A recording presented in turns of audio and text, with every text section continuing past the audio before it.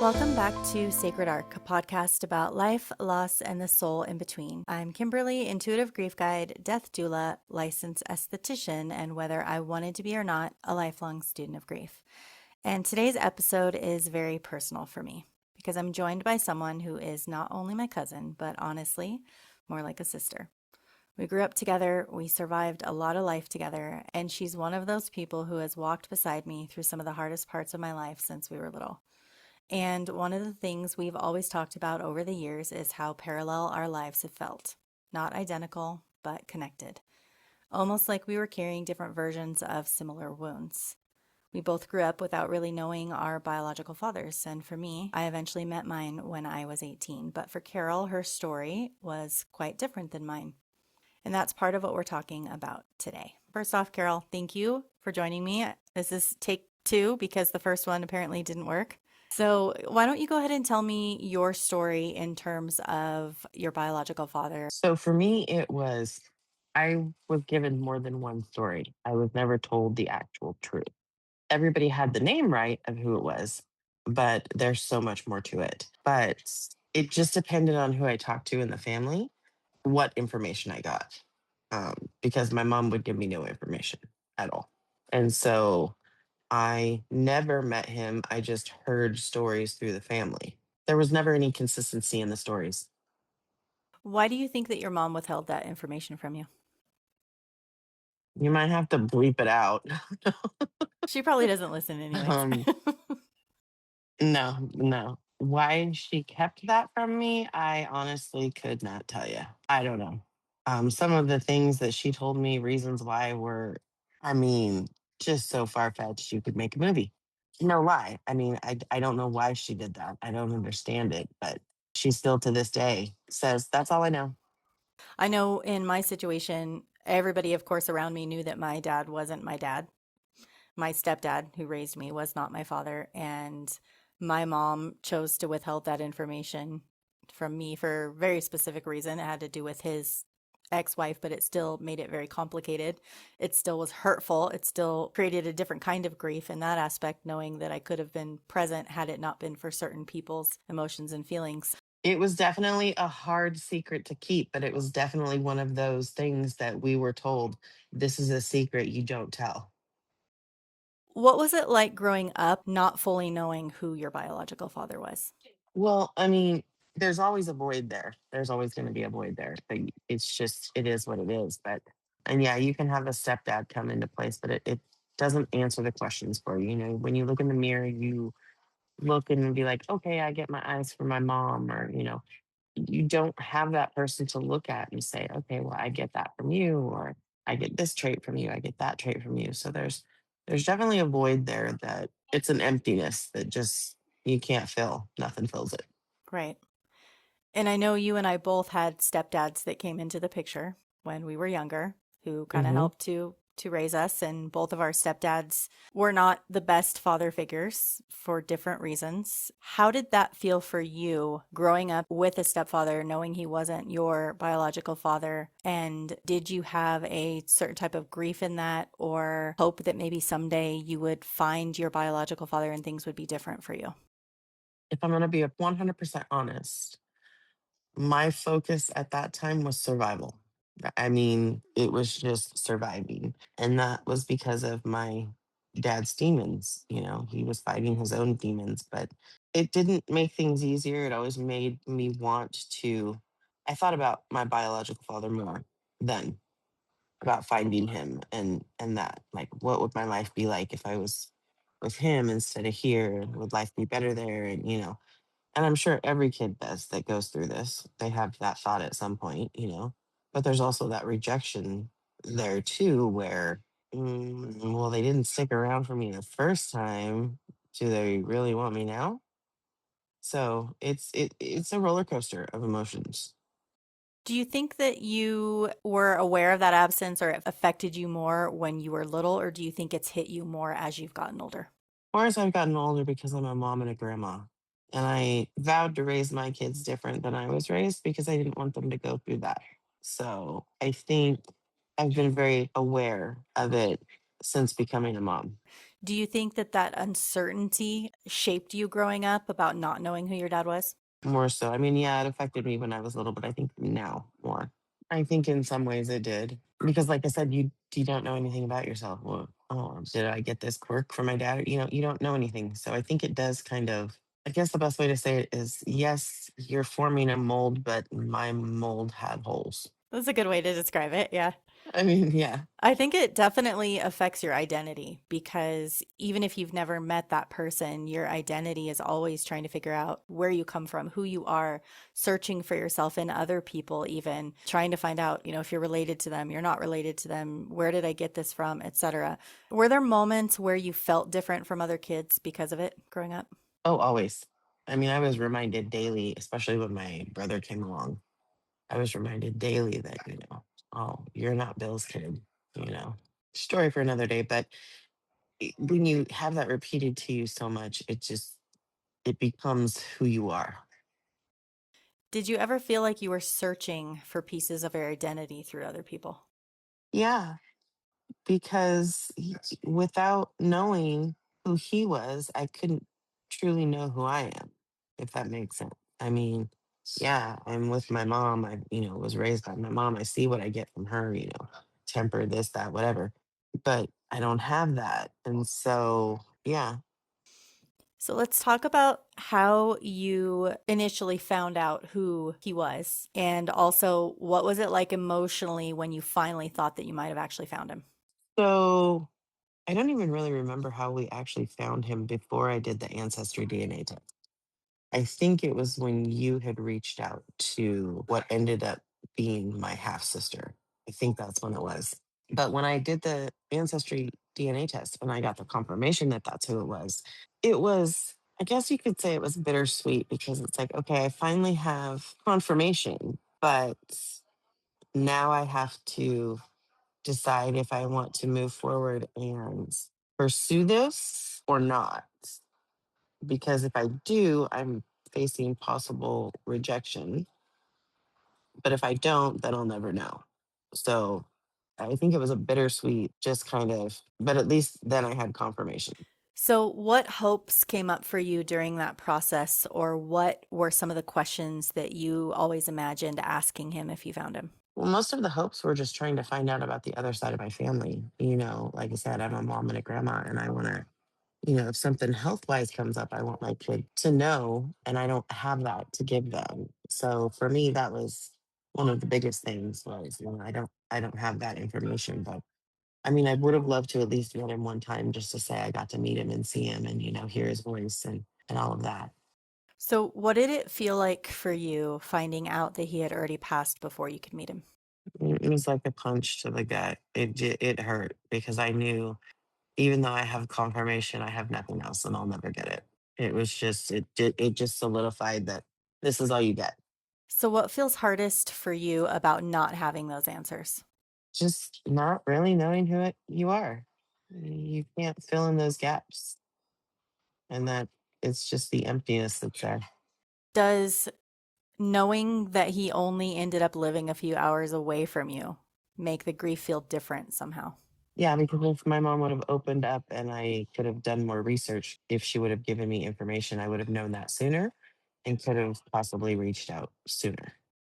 Do you feel like part of your grief was mourning that possibility of what could have been? Absolutely. Yeah, absolutely. And then in terms of compounded grief, I brought this up on an earlier episode in the terms of the types of grief. I know you've also experienced other significant losses in your life. Do you feel like that grief has layered for you over time? Yeah. I think that you go through the process and then you get to a point of not necessarily comfortability, but you get to a point of quote unquote normalcy and then something else happens to push you back. And so it's just this constant, layer upon layer upon layer, and you're in different cycles of the grieving process for each one. It's just, yeah, it's not easy at all. Do you think that those experiences change the way that you view connection or loss?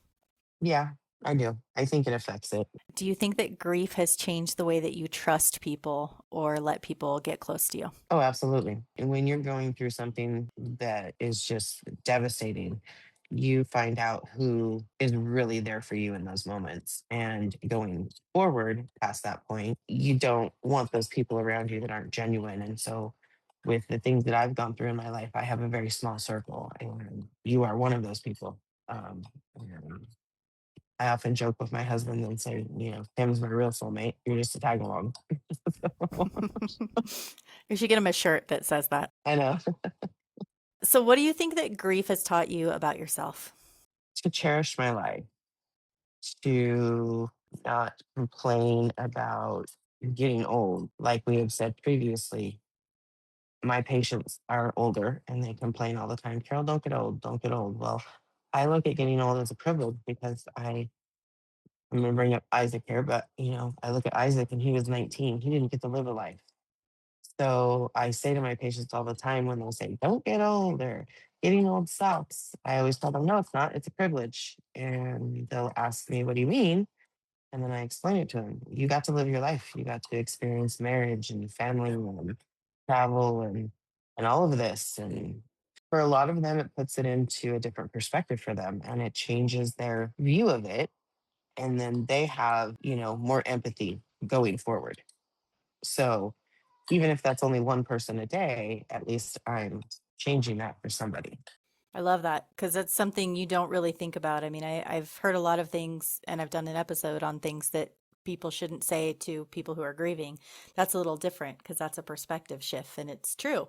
We should feel like that's an honor to get older because a lot of people don't get that opportunity. And I think that's really beautiful. And that grief education is so important because I don't think we get enough grief education. I mean, none of us were taught how to grieve, and we're still learning every day. It's not a process that we ever really fully complete. We just learn how to kind of carry it differently.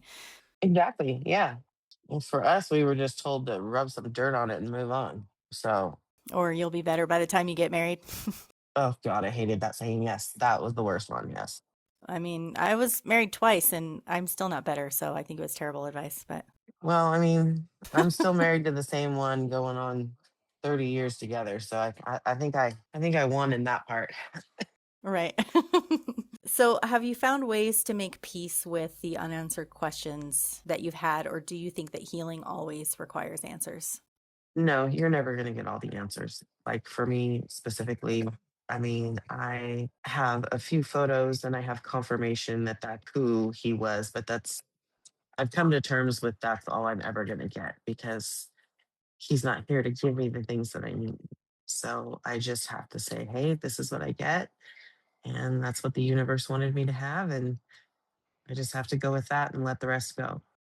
So, we're going to kind of switch a little bit and talk about what I mentioned early on about our parallel lives and shared experiences. I know we've talked a lot about that over the years. We joke about it usually every day, how parallel our lives have felt. What has that been like for you? Do you think it's helped having someone else who understood parts of that experience? Oh, absolutely. Absolutely. And the reason for that is because it was it's a sense of comfortability. Even though we're in different states, I know that if I'm going through something, all I have to do is send you a picture, an emoji, something, and the answer is always the same. Yep, same here. So, even though we're going through different things, we're going through it at the same time and we're still kind of going through it together. So that's a comforting feeling for me. I agree. And I think it's so funny how it works that way. It's always we should mark it on a calendar one time and track it, I swear. We should, because I can literally send you an emoji and you're like, same. Or you can send me a picture of just your face and say, read my mind. And usually I'm 100% accurate because I'm going through the same thing. So, Yep. and it's been amazing. I mean, obviously, not that you go through the same things I do, but it's been amazing having someone there. And I think that's always been part of our relationship is always having each other's back and being there for each other when we were little because we had to. Yep. Without our grandmother, we didn't have a lot of positive adults in our life at that time. So, looking back at that now, what do you think that we gave each other emotionally growing up? Safety. We gave safety, empathy, and compassion. But yeah, definitely safety is the biggest one because if we were together, we knew we'd be okay. It was when we got separated that would happen. I think that's the biggest thing is the safety and comfort of knowing that I wasn't alone or that you wouldn't be alone. So, with your early experiences in terms of just your childhood and then the experiences with not growing up knowing who your father was. How do you think those elements have shaped the way that you are parenting your children now or your grandchildren now? I think that I watched how I was raised and vowed that I would never put a child through that. And so I was going to raise my children differently than I was raised. I didn't want them to be in that environment or that toxicity. And I think it was a conscious effort and hard work. I mean, that's all I can really say is I just didn't want it to be like that for my kids. So, if there's someone listening out there today that feels like they've been grieving a relationship that they never fully got to have, what would you want them to know? I'm not going to sugarcoat it and say that it gets easier because it doesn't, but you have to learn to live with what you've got and be happy with it. Family isn't always blood. Family is who we choose. I know that's kind of cliche, but that is the truth. I have more friends that treat me like family than my own family does. And we have a lot of family. We come from a big family. And how many of each of us do we each talk to? You know what I mean? And the sad thing is, every line of our family has their own story. I just released an episode this last week on grandparent loss. And one of the things that I talked about there was how after our grandmother passed, she was kind of that glue that held the family together. And like you just said, we have a huge family. We used to all gather. And after she passed, there's cousins I haven't seen in, I don't even know, 20 something years now. We don't really keep in contact. We're friends on Facebook, but we don't ever talk. And I think that that is really important to notice because that's a whole other type of grief in itself. Because you start to realize as your family gets smaller and smaller, you're kind of a little more alone. You are. And, the sad thing is that it's not just distance that does it. It's unfortunately in our family, there's other things that are keeping people away from one another. But at the end of the day, we have to surround ourselves with the people that bring us peace and love. And that's all we can do for our own sanity. Right. So, what would you want to say to someone carrying unanswered questions about their identity or where they came from? You are your own individual. So don't worry about what you're missing out on. Go make yourself who you're meant to be. I mean, go make yourself the version you see yourself. If you see yourself as this actress, singer, whatever, go do it. Nobody's holding you back. That's the blessing in it. Nobody's holding you back. I love that. Do you think that that's also kind of the mindset that you've adapted in breaking some of that generational trauma that got passed down to us in our family? Oh, absolutely. Absolutely. Yeah. It's a big factor, but it's not always easy. It takes a lot of work and a lot of consciousness to stick to it. Well, that's a conversation that I know we will definitely have another day because we've talked about doing an episode specifically on generational trauma. And I know that's going to be a long episode, but I think very informative and very helpful for a lot of people, including ourselves.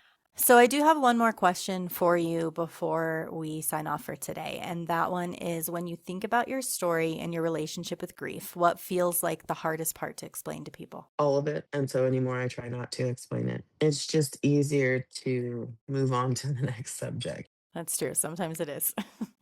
We all experience grief differently. We all grieve differently. Yeah, that's all I got. I am really grateful for this conversation that we had today because I think there are so many people carrying grief that doesn't fit neatly into what people usually recognize. The grief of unanswered questions, the grief of possibility, the grief of relationship that never fully got the chance to exist. And I think what this conversation really shows is that grief isn't always about losing what you fully had. Sometimes it's grieving what you deeply hoped for, what you longed for, what you imagined might someday become part of your life, and that grief is real too. Some losses leave us with memories and some leave us with questions, but both can shape a person deeply. And sometimes the hardest grief is for the connection that almost existed. Before we close, I want to invite you to just take a moment here and let your body settle, let your thoughts calm. This conversation brought anything up for you, I want you to know that you're not doing it alone. Take one slow breath in through your nose and slowly let it go through your mouth. You don't have to solve all of your answers today. Just be gentle with yourself in your journey, in your process, in your grief. Be a little kinder to yourself. This has been Sacred Arc. Thank you so much for listening, and I'll meet you again in the space between.